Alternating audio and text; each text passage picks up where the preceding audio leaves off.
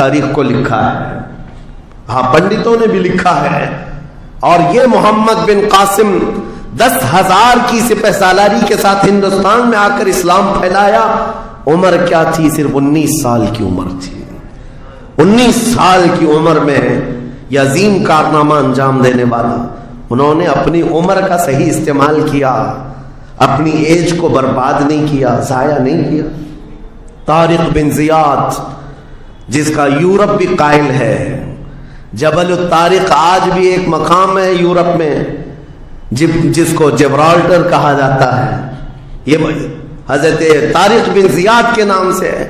یہ پہلا سپہ سالار ہے جس نے پوری دنیا کے سامنے وہ عزم پیش کیا تھا.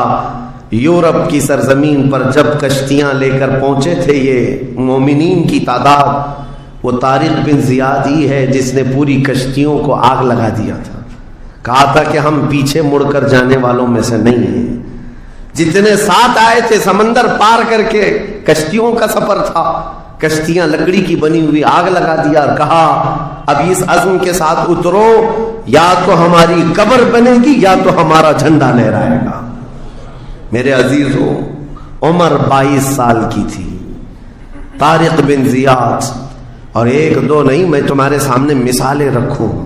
ہندوستان کی سرزمین پر ایک ولی کامل کی آپ کو میں تاریخ اگر بتاؤں، جو سرکار سیدنا غریب نواز رضی اللہ تعالیٰ عنہ سے بھی 200 سال پہلے اس ہندوستان کی سرزمین پر تشریف لائے اور اسلام کی خاطر لڑتے لڑتے شہید بھی ہو گئے، اور جن کا لقب سلطان الاولیاء ہے، سیدنا سالار مسعود غازی رحمۃ اللہ علیہ.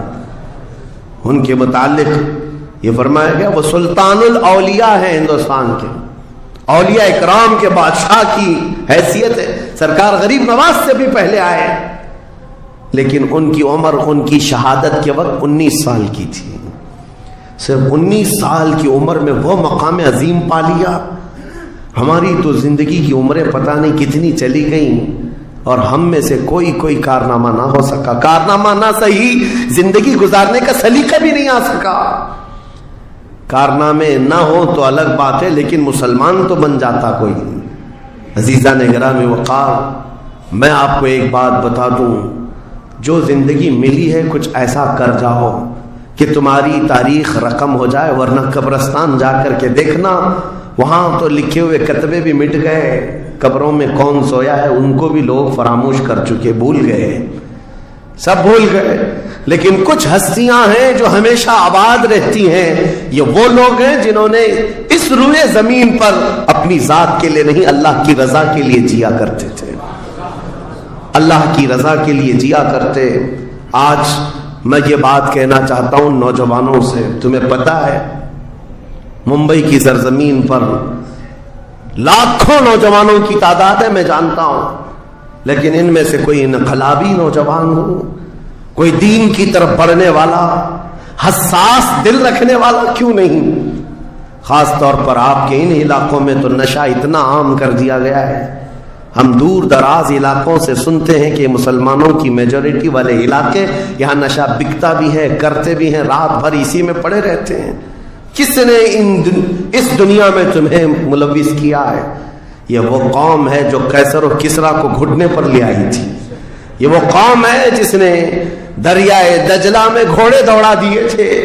یہ وہ قوم ہے جس نے افریقہ کی جنگلوں میں بھی اذانیں دی تھی. یہ وہ قوم ہے جس نے یورپ کے کلیساؤں میں کلمہ توحید کو بلند کیا تھا. لیکن آج اسی قوم کی حال یہ ہے کہ دنیا ہر گھڑی ہمارے اعمال کو نشانہ بنا کر کے ہمیں ڈیگریڈ کرتی جا رہی ہے. سمجھ جاؤ میرے عزیزو، کب تک اس زندگی کا